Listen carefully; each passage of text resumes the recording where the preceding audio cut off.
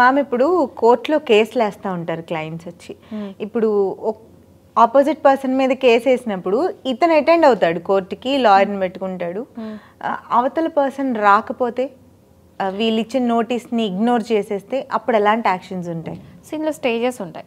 ఎట్లా అంటే ఇప్పుడు మీరు మాట్లాడిన దానికి ఏంటంటే ఇప్పుడు ఒకవేళ బిగినింగ్ ఇనిషియల్ స్టేజ్లో కేసు ఫైల్ అయింది. సపోజ్ నేను ఉన్నాను, మీ మీద కేసు వేసా, ఓకే, నేను మీ మీద నాకేదో అయింది, నాకు ప్రాబ్లం అయిపోయింది, మీరు నా ఒక చెక్ బౌన్స్ కేసు అనుకుందాం, నేను వేసాను మీ మీద, మీరు రాలేదు, ఓకే, మీకు సమన్స్ వచ్చినాయి కోర్టు నుంచి. సమన్స్ వచ్చిన తర్వాత కూడా మీరు కోర్టు అపీర్ అవ్వలేదు, కనీసం మీరు అడ్వకేట్ పెట్టుకోలేదు, మీరు స్వయం కూడా రాలేదు, ఎక్స్పైరీ ఆర్డర్స్ ఇచ్చేస్తారు డైరెక్ట్, నా ఫేవర్లో ఇచ్చేస్తారు. ఎందుకంటే మీరు సమ్మన్స్ పంపించిన తర్వాత కూడా మీరు రాలేదు అంటే ఫస్ట్ థింగ్ మీరు యాక్సెప్ట్ చేసినట్టు, అండ్ సెకండ్ థింగ్ మీరు కోర్టుకి రెస్పెక్ట్ ఇవ్వనట్టు, third point you're not interested in the case అన్నట్టు. సో దానివల్ల ఏమైతుందంటే మీకు ఎక్స్పైరీ ఆర్డర్స్ నా ఫేవర్లో ఇచ్చేస్తారు, మీరు ఆ కేసు ఓడిపోయినట్టు, నేను గెలిచినట్టు. ఓకే, ఏంటి యూజ్ ఏంటి? సో నేను గెలుచుకున్నప్పుడు నేను కేసు వేసిన పర్పస్ నాది అయిపోయింది కదా, నా ఫేవర్లో ఆర్డర్స్ వచ్చాయి, మీకు మీకు అగేన్స్ట్గా ఆర్డర్స్ వచ్చాయి, మీరు నాకు డబ్బులు కట్టాలి. మీరు కేసు కనీసం కంటెస్ట్ కూడా చేయకుండా మీకు ఆర్డర్స్ మీకు అగేన్స్ట్గా వచ్చాయి, మీరు నాకు పే చేయాల్సింది. పే చేయనంటే అరెస్ట్ వారెంట్ ఇష్యూ అవుతుంది. కోర్టు ధిక్కారణ చేయకూడదు. కంటెంప్ట్ ఆఫ్ కోర్ట్ చేశారు అంటే పోలీసులు వస్తారు, అరెస్ట్ వారెంట్ ఇష్యూ అవుతుంది, మీరు కట్టేదాకా చూస్తుంది కోర్టు.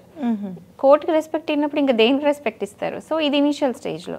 సో మీరు అడిగిన క్వశ్చన్లో నేను స్టేజెస్ చెప్తున్నాను. ఇది ఇప్పుడు స్టేజ్ 1. తర్వాత మీరు వచ్చారు, మీరు ఎక్స్పైరీ ఆర్డర్స్ రాలేదు, ఏం రాలేదు, మీరు ఒక అడ్వకేట్ని పెట్టుకున్నారు, మీరు కేసుని కంటెస్ట్ చేస్తున్నారు విత్ ఇంట్రెస్ట్. నేను ఎట్లా కేసు వస్తున్నారో మీరు వస్తున్నారు, కొన్ని రోజులు వచ్చారు, మీ అడ్వకేట్ వస్తున్నారు, రాలేదు. కొన్ని రోజులు రానప్పుడు మీ సైడ్ అడ్వకేట్ రాకపోయినా కేసు నడుస్తుంది. ట్రయల్ స్టార్ట్ అయినాక కేసు నడుస్తూనే ఉంటుంది. ఓకే, సో ఇందులో మళ్ళీ ఇంకా డిఫరెన్సెస్ చూద్దాం. ఫ్యామిలీ మ్యాటర్స్లో ఒకలాగా, క్రిమినల్ మ్యాటర్స్లో ఒకలాగా, సివిల్ మ్యాటర్స్లో ఒకలాగా. ఫ్యామిలీ మ్యాటర్స్లో యూజువల్గా ఏంటంటే పిటిషనర్, రెస్పాండెంట్ ఇద్దరు రావాలి. అంటే వైఫ్ అండ్ హస్బెండ్ ఇద్దరు కనుక వేస్తే ఇద్దరు ప్రజెన్స్ ఈజ్ ఇంపార్టెంట్. ఎందుకంటే కొన్నిసార్లు అడ్వకేట్ తెలియని పార్టీస్కే తెలుస్తుంది, ఓకేనా. సో ఏదైనా ఉన్నా కూడా ఇప్పుడు కొన్నిసార్లు అడ్వకేట్స్ మిస్గైడ్ చేసే ఛాన్సెస్ ఉన్నాయి క్లయింట్స్లో. సో డైరెక్ట్ క్లయింట్స్నే పార్టీస్తోనే మాట్లాడతారు. జడ్జెస్ ఎవరైనా పార్టీస్తోనే మాట్లాడతారు. ఏంటమ్మా మీరు కలిసి ఉందాం అనుకుంటున్నారా, విడిపోదాం అనుకుంటున్నారా? అడ్వకేట్ ఎందుకు చెప్తారు, వాళ్ళు చెప్తారు. కొన్నిసార్లు మనసు కూడా మార్చుకోవచ్చు, కొంతమంది డివోర్స్ వేద్దాం అనుకొని వచ్చి మార్చుకోవచ్చు. So clients presence is important. ఎందుకంటే ఫ్యామిలీ మ్యాటర్ వాళ్ళ ఫ్యామిలీకి సంబంధించింది కాబట్టి ఫ్యామిలీ ఉండాలి అక్కడ, వాళ్ళ presence does matter. So family courts అట్లా చూడొచ్చు. అండ్ ఇప్పుడు క్రిమినల్ అనుకోండి, కంపల్సరీ అక్యూజ్డ్ అక్కడ ఉండాల్సిందే, అక్కడ కంపల్సరీ అపీర్ కావాల్సిందే కోర్టులో. ఇప్పుడు మీరు అడిగిన క్వశ్చన్ కరెక్ట్ సూట్ అయ్యేది సివిల్ మ్యాటర్స్కి. సివిల్ మ్యాటర్స్ ల్యాండ్ ఇష్యూస్, ఏదో డిస్ప్యూట్స్ అయినాయి, ఓకే. సో క్లయింట్ రాకపోయినా కూడా అడ్వకేట్ నడిపియాలి. అడ్వకేట్ అబ్సెంట్ అయినా కూడా ఒకవేళ ఆ రోజు రాకపోయినా కూడా అడ్జస్ట్మెంట్స్ ఇస్తూ ఉంటారు. సో కేసు నడుస్తూ ఉంటుంది.